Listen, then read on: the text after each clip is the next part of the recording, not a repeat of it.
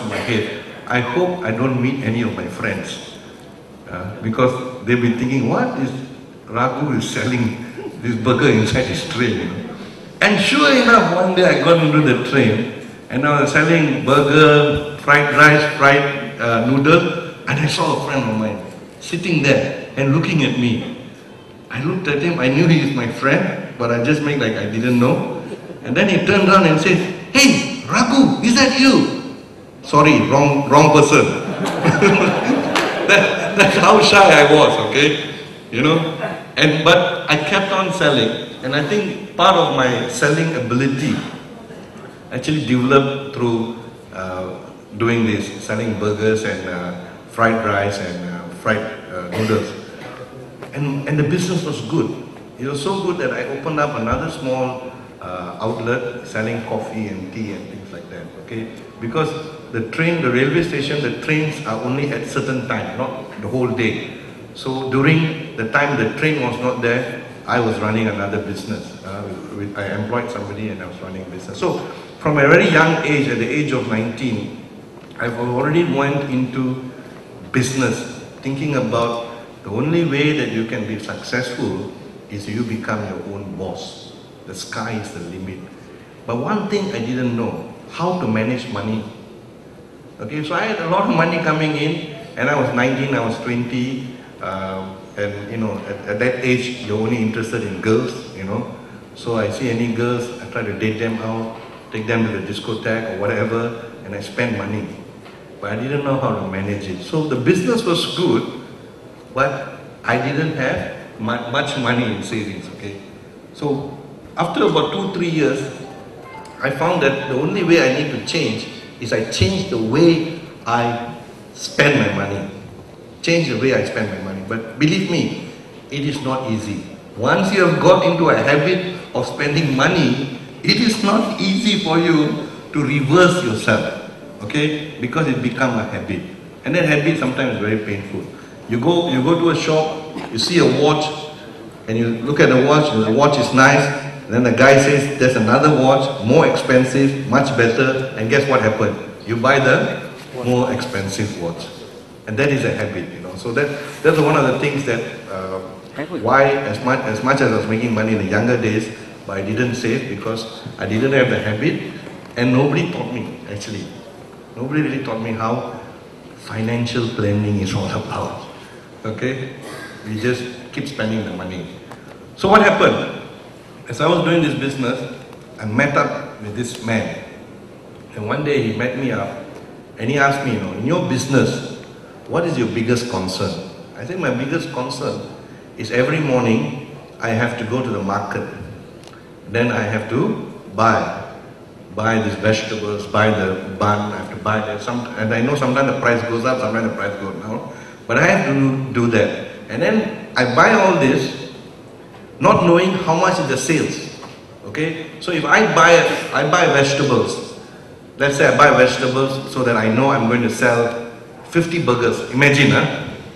And I buy vegetables, and the day the sale is only 20 burgers, the vegetable, what happened? Wasted, because it must be fresh the next day. Okay? So this was something in the area of business you really need to know. So then he talked to me and said, would it be good that you don't keep stock? Would it be good that if you do business and you don't keep anything, you don't do anything but only use your mouth? Just talk and do business. I said, what kind of business is this? Just talk and do business. He says financial services.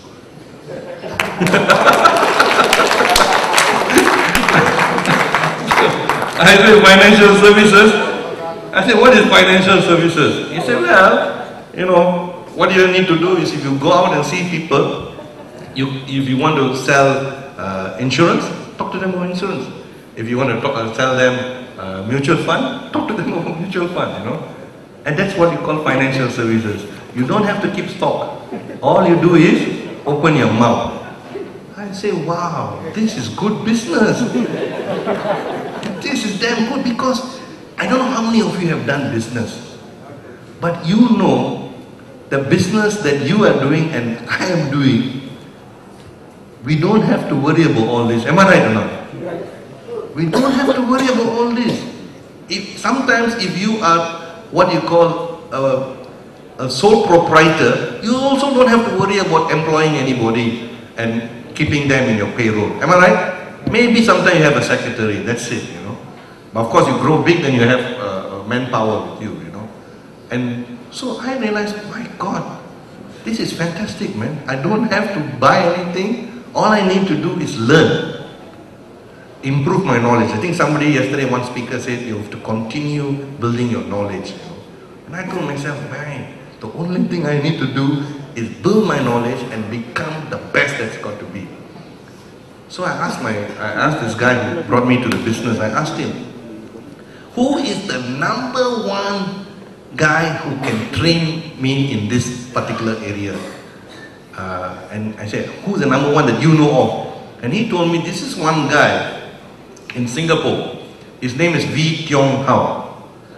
Okay, and he told me, this V. Tiong Hao is the best.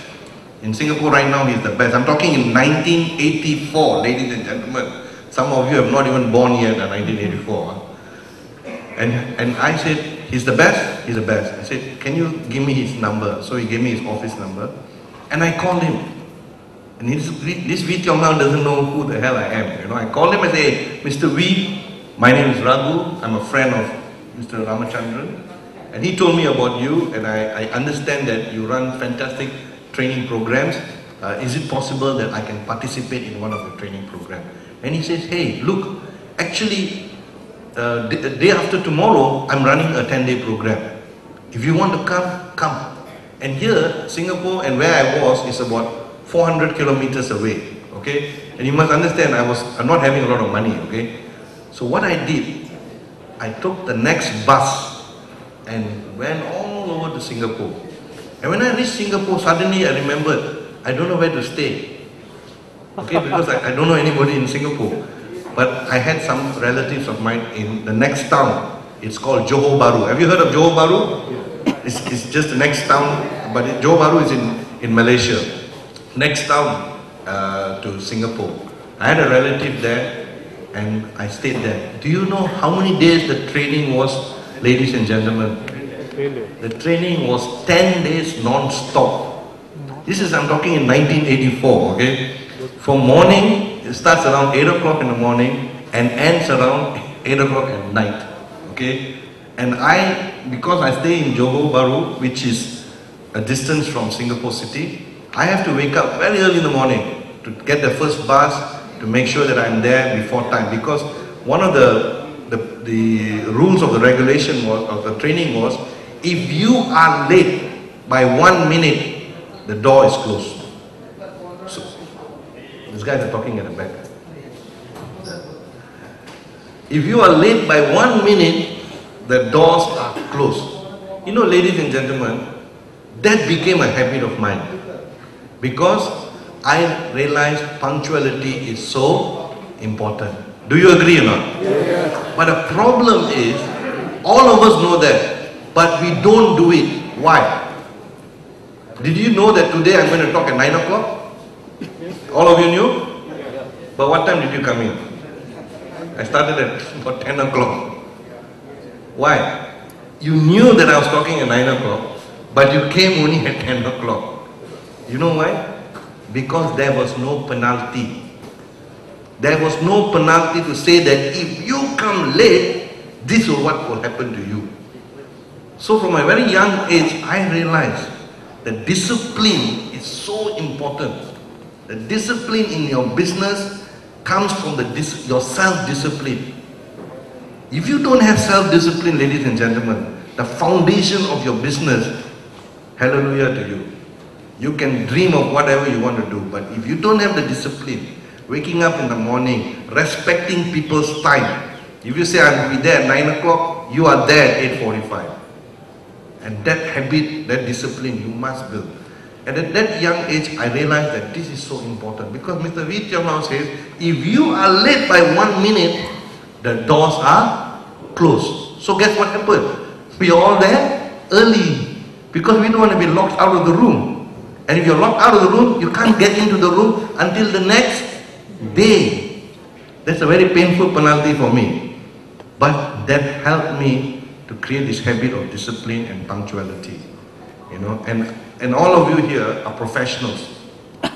Please, one of the core value of professionals is punctuality. Do you agree or not? Yes. Okay, punctuality is a core value. You see, the Japanese and the Germans, they lost World War II. Am I right? They lost World War II. The whole country was bombed. But what happened? They rebuilt their society, they rebuilt their country. And if you have Japanese friends and German friends, please, if you give them an appointment, make sure you're on time. Okay? Even in their meetings, if they say the meeting is at 9 o'clock, all the German guys and all the Japanese guys already in the meeting at 8:45 or 8:50. They're all ready for the meeting. Does that happen in India? The meeting at 9 o'clock, what happened? 9:30, 10 o'clock. Am I right? You got to change that.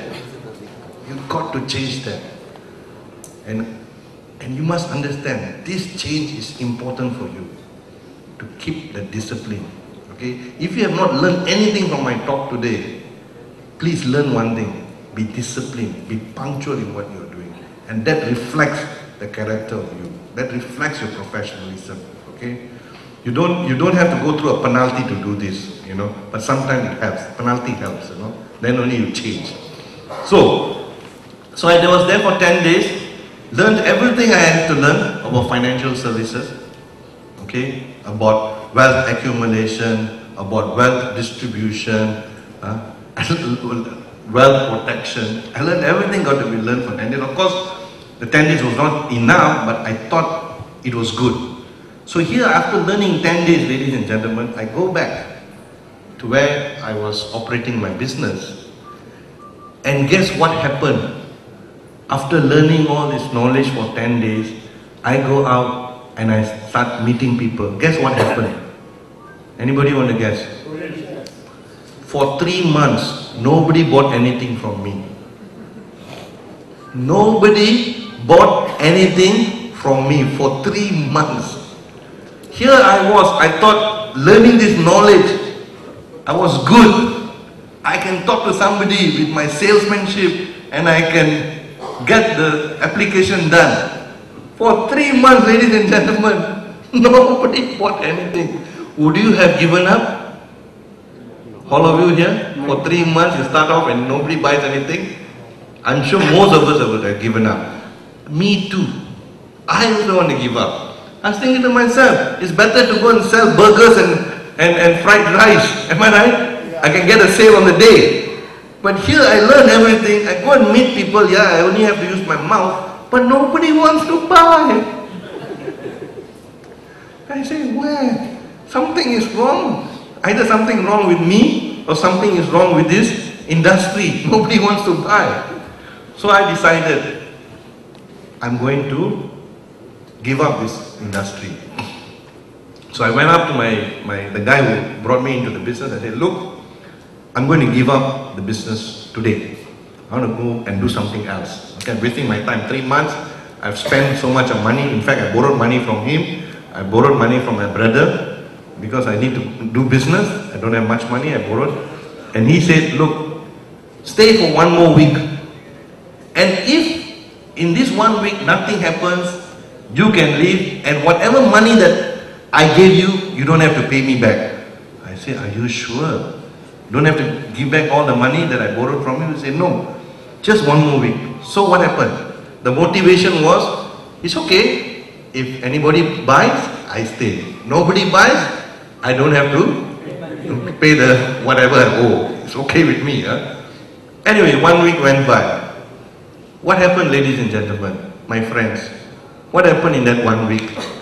Nobody bought. So I went up to this guy and said, look, nobody bought. I tried my best. I showed you my activities. Nobody bought, so I'm leaving. And he says, but I don't have to pay you money. He said, yeah, okay, you can leave. So here, I packed my bag. I went back home. My mother asked me, how come you came back so early today? I said, because I'm giving up. My mother said, look, 3 months you've been doing this, You tell me that this is the best business to do. You went to Singapore to study, to gain knowledge, and now you're giving up after 3 months. I said, what do you want me to do? I don't have money, I borrow money from you. And my mother said, okay, 1 week more. 1 more week. Don't give up. 1 more week, try 1 more week, and if it doesn't work, you can stop. I said, okay. I went back to the office, my guy who recruited me, he said, what are you doing here? He said, you gave me 1 week, my mother giving me 1 week. So I will try 1 more week. So I sat in the office early in the morning. I looked at all those people that I called, and I saw this guy. He's a friend of mine, you know. And I called him. I said, hey, look, I saw you 3 times, and you don't want to buy. It's okay with me if you don't want to buy. But just like what Prem, where are you, Prem? Yeah. Those days we don't know how to ask for referrals. Huh? so what I told him, can you give me 5 names? I was actually pleading, you know, begging him, give me 5 names of your friends, because even that he didn't want to give me.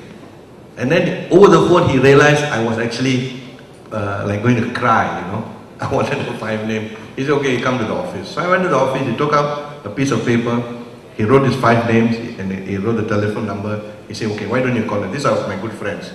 So I was so excited, okay? That was a Monday. So Tuesday, early in the morning, I went to the office.